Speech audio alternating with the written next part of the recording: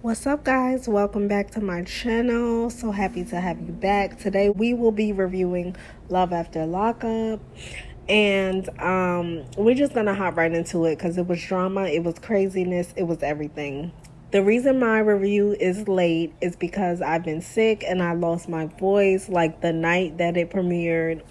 So that's why I don't sound like myself, but you guys bear with me because I'm going to get this review out one way or another. So let's go ahead and hop right up into it. So we left off with Stan waiting for Lisa outside, right?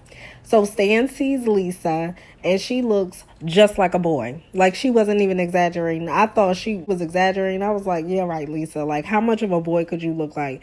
No. Lisa stepped out looking like the stud of all studs.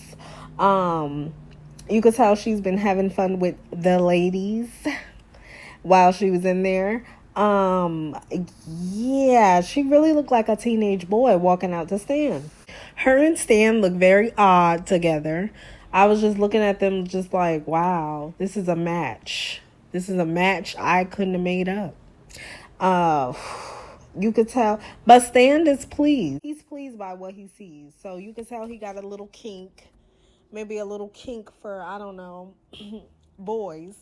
But he likes the way Lisa looks. He's like, okay, I'm ready to get it popping. So I was looking at Stan's hair while he was standing next to Lisa, and you'll know what? I think Stan's hair, I think his hair is real. That's what I'm gonna say today. But next week it could be something different. You never know. But as of this episode, I think that dark brown part on the top might be his hair. I don't know if he got plugs or what, but for right now, it's his hair. So Lisa goes on to say that she was arrested for like drugs and shoplifting, and she's ready to turn her life around. She's ready for a change.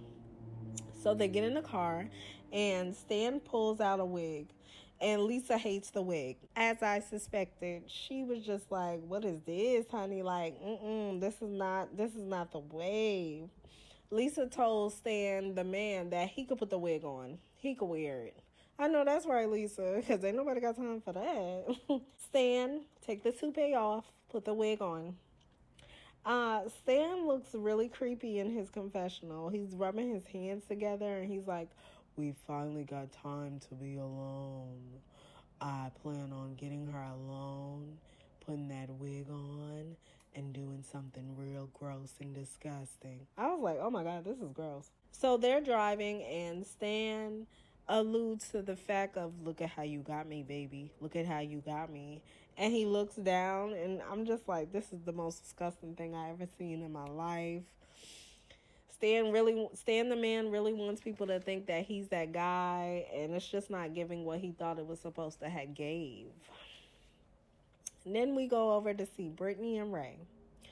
Ray goes back to the facility because where we left off, we was waiting for Ray to pull up. The family, Britney, everybody, right? So they waiting. And Ray gets back in the car and he drives off. So it turns out that Ray has to go to the facility to get picked up. Y'all know they make up the rules as they go, so I don't know why, but this is what they said. So Brittany and Ray's family go back to the facility to pick him up, and we see Ray. He's free. He runs to Brittany. He gives her a hug as she wanted. And Ray starts talking about how his mother died when he was 11 and she was shot 5 times and left in a van. And it really filled him with rage at a young age. So from that age, he basically started to act out a lot, which is understandable. I mean, something traumatic like that happens to you so young, it's bound to affect you in some type of way. So he grew up, it was just him and his mom, and then his dad, I'm guessing, went off to start his own life, which is why when Brittany saw the house and the family, Brittany was like, "Well, Ray said he grew up this type of way, and his dad is living, it's a different way, and it's because he didn't grow up with his dad." So that makes sense. I thought he was capping, but what he said made sense. Ray says that earlier in his life, he was robbing, he was stealing, and at one point he got addicted to pills. And he seems remorseful. Then we see Doug and Rachel, okay? Doug is ready to get it popping. He had his hand in between Rachel's legs as she was driving, and he tells us that he hasn't had Whoopi since August 2015. So they go to a hotel. Um, Rachel looks extremely little compared to Doug. Doug is like 6'3", 5". I don't know. He's tall as hell. And Rachel is like 4'10". But Rachel says that it all evens out when they lay down, baby. Everything is where it's supposed to be, honey. And they start kissing and whatever, and all you see is Rachel's little leg dangling in the air.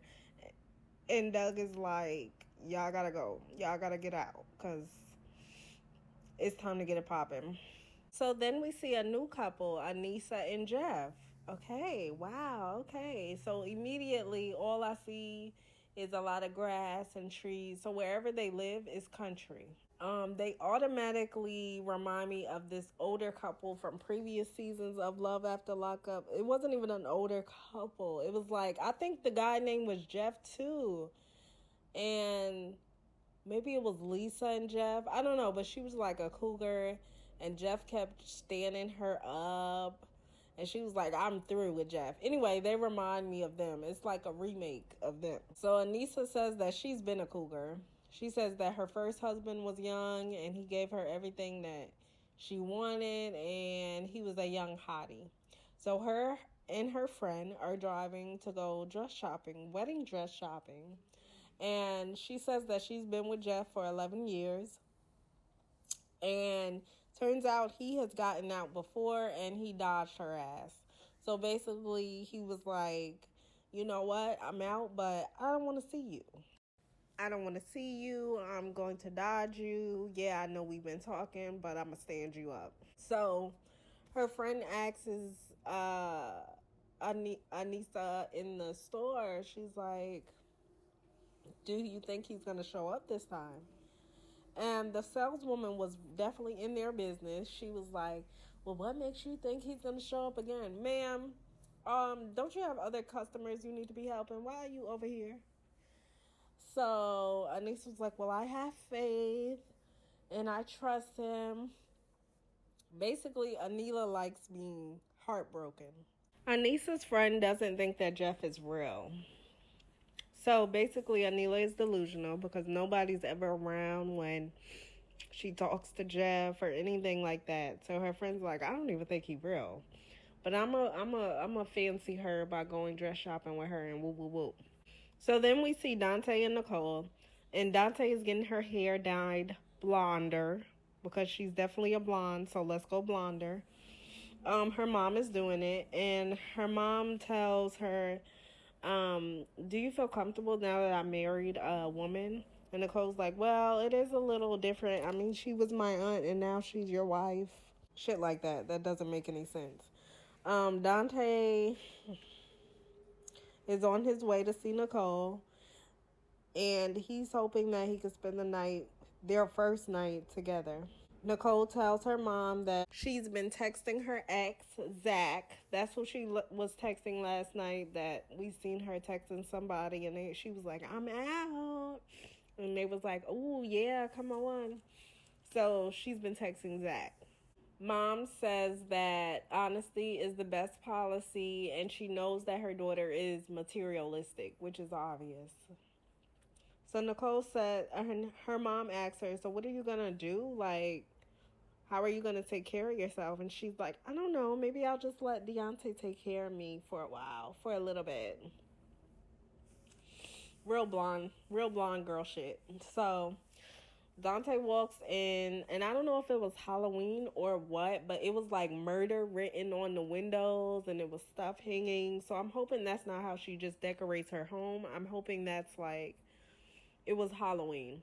Let's go with that. So he walks in. He looks big, buck-eyed, and terrified. The mom says, are you okay? You look a little scared. And Dante's like, oh, her mom looks like a teacher. I bet she does. And she's giving me a look, and I'm just like nervous. So anyway, they sit down, Dante and Nicole's mom, and Dante tells her that, I don't know if Nicole told you or not, but we're engaged. The mom looks teed off. Dante says, "Don't kill me." Dante, please. He says he proposed and she said yes. And then he goes on to tell Nicole's mom that he has a sex toy that he named Little Nicole. Or no, Nicole Jr. And at that point, I knew Deonte was a weirdo. At that point, I was like, okay, Deonte, why would you go tell her mom that? Like, what are you doing? So mom goes to Nicole and she asks, "Are you engaged?" And Nicole says, "We're not effing engaged." So then Nicole goes to confront Deonte and she's like, "Why the F did you tell my mom that we're fucking engaged?" Nicole says that he snuck a little ring into the facility and she thought it was cool because it was like, "I'm the only one with the ring, haha," you know. But she never really said, "Okay, yeah, we're engaged." So Deonte's like, "Well, I thought we were engaged, you know? I mean, I thought we were." And Nicole basically got his ass together. She was like, "No, we're not. So don't be telling that to nobody because you're an embarrassment," basically. Then we see Dante saying, "Oh, Nicole's changed since yesterday. He can't believe it, but he can't let her go because she's the girl for him." At that point, I knew Deonte's IQ level couldn't be too high for him to be dealing with that. I was like, okay, he might have like special needs, and we need to really take that seriously and not like think like, "Oh, Deonte's just stupid." Like, no, he might really be slow. He might really be slow. So y'all stop making fun of him because he really might be slow. Y'all playing. Moving on, we see Rachel and Doug, and they're getting ready to leave the hotel. They just got it popping, and they say they enjoyed the sex. It was long overdue. Rachel says that the shoe fits, so you know what that means. Doug says that Rachel is his first relationship, and he's dealt with women in the past, but she is just like the number one right now. So they go to Rachel's home, and Doug is amazed at Rachel's home. He says that he never lived anywhere where there were sidewalks, so he likes that. If he's ever in a home like that looks like that, he's normally there to steal something. So he's just like amazed. He's like, "Wow, this is where I'm going to be living." Doug seems appreciative of what Rachel is doing so far, but we'll see because this is Love After Lockup, so you never know what you might get. Moving on, we see Anissa and Jeff again, and Anissa's friend comes over. His name is Cal, and Jeff is getting out tomorrow. So Cal says that he doesn't think Jeff is real, as well as her other friend. They keep saying that like he's not real. Woo woo woo. They're never around when he calls. So it would be a real mind blower if Jeff isn't real. Like what if Anissa really has like, I don't know, a mental disorder or something and she's made the whole thing up. So Anissa shows Cal the wedding dress and he asks, "Is she crazy?" And he says that it's all in her head. Like, he really doesn't believe that Jeff is a real person. Then we see Britney and Ray, and they're on their way to the halfway house. Ray says that he's nervous and they gotta get him there in time. So they're still with his family. So his dad's driving, and they're basically like rushing against the clock to get him there. So they drop Ray off, and Britney hugs him, kiss, goodbye. And Britney says that she want to have 2 children back to back with Ray. So we leave them there and we go over to Stan the Man and Lisa. Lisa said that the emotional connection is not there in person like it was over the phone. She said that before she went in, she probably seen Stan the Man probably like 2 or 3 times. And she said that previously she went down to the basement and there was a stray jacket hanging from the rafter. Lisa tells Stan that she wants him to put She wants him to put the wig on. Lisa's serious about that. Like, she really wants him to put that wig on. She's the man. You're not staying the man. She's Lisa the... Never mind. But, Lisa goes on to say that she's been in, like, previous domestic violence relationships. She's been married 3 times. And they all didn't work out. Lisa's son calls, and he's 22. Their relationship isn't as good as you would think it would be, because she's been in and out of jail. So he wants to see her, and Stan tells Lisa that she needs to break away from her problems, aka her son. That's what I got from it.